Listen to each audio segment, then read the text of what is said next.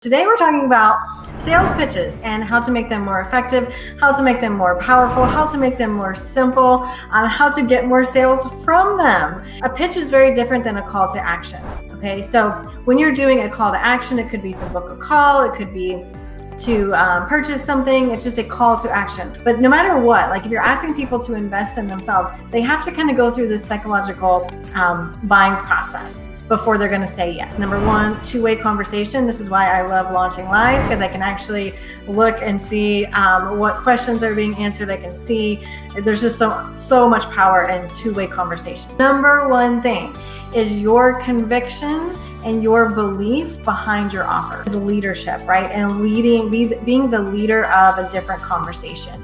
And when it comes to pitching, this is like it carries through, right? So how are you showing your conviction and your leadership in that sales conversation? Okay, how are you showing how much you believe in your offer? This is a part of why I can pitch Funnel Boss in my sleep, and this is why I never get tired of it. I actually look forward to it. Yes, we love the revenue. Yes, of course, that's great to make sales, but I also love pitching Funnel Boss Academy because my conviction in it is so strong. Like I know how much we change lives. I know how people transform while they're inside Funnel Boss Academy. I know how powerful it is. I know how much support is there.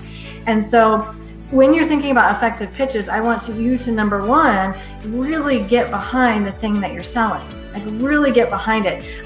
Really believe, like down to the depths of your heart, that people are better off inside your paid program than not, right? If they have the problem that you solve and they're serious about solving it, then they are better off inside your paid offer than not.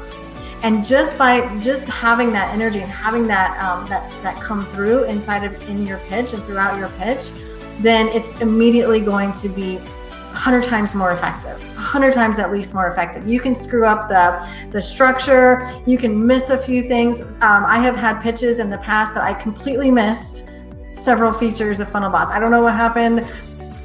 I don't know.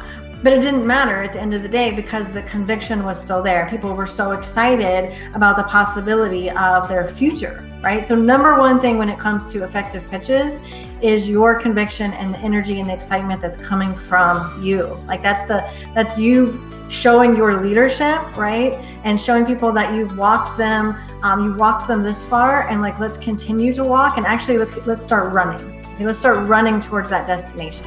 Step number two is content that inspires motion. You're thinking again about the content that you put in front of the pitch. We want to think about content that inspires motion, content that gets people moving, content that lights a fire under people, right? So we want to make sure that our content is strategic as well. Allow our audience to understand the value of the thing that we're asking them to purchase, right?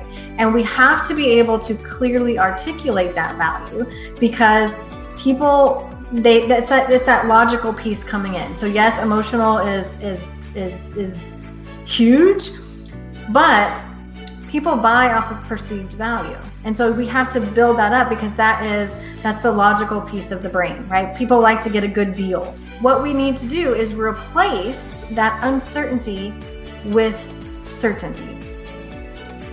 Your audience is looking to you as the leader to be certain because they are uncertain, right? They want to be certain, but they're uncertain. So they're looking to you for certainty.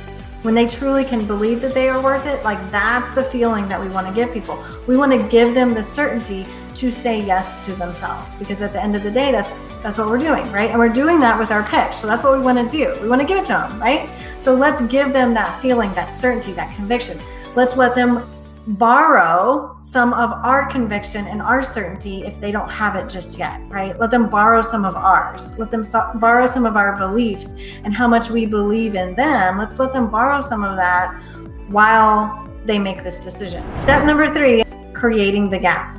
The purpose of the pitch is that your audience understands the gap between where they are and where you can take them. Like that's the real purpose of the pitch. It creates this bridge from here you are now you still have the problem, right? You have the problem that I can help you solve, but here you are with the problem at point A. Here's where I can take you. And this is really important when you're doing a launch, especially a live challenge, because you do actually move the needle for them. You do actually pour your heart and soul into them for free. You actually do get them a result, like you get them stuff in that for free. Now you have to create a gap between where they are and where you can take them. And that's the purpose of the pitch. And that's why I said it has to be very intentional and it has to be very purposeful. A bridge that is connecting where they are and where they want to ultimately go. We already said, like, as we do this, as we create this bridge, the energy piece is really, really important.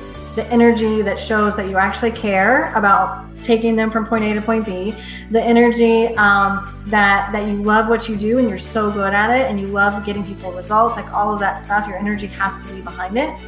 You have to show people what is missing. You have to show people what else is required, right? You're the expert. You know exactly what's required in order to get people that ultimate transformation that they need and want, right? You know exactly. That's what the offer is. Create the gap, and then we have to bridge the gap.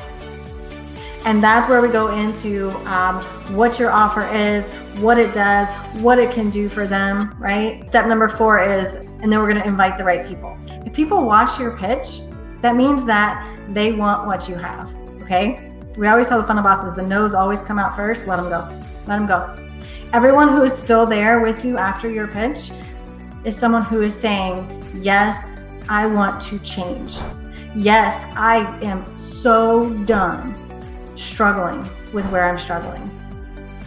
Okay? Those are your people. We always tell funnel bosses, everyone who's there with you after pitch or all the way through your pitch and after pitch, those are the people. They're there because they want to change. And so I want you to think about how to create some urgency through opportunity, right? To actually get them excited about doing something about the change that they want, right? This is where you paint them the picture and you let them know that the sooner they get started, the sooner they get to change.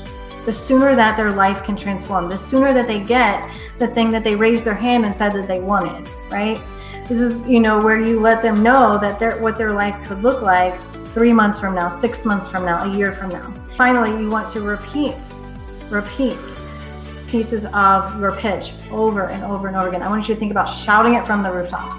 After you pitch, once you go into open cart, everything ties back to your offer. Everything ties back to the emotional and the logical piece, where they could be, why they need to go there, what's the value, blah, blah, blah, blah, blah.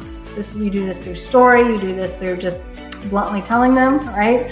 And you do this through your conviction, your energy, your belief system, all of those things. So anyways, I know we went a little bit over, so thanks you guys for hanging with me, but I hope this was helpful.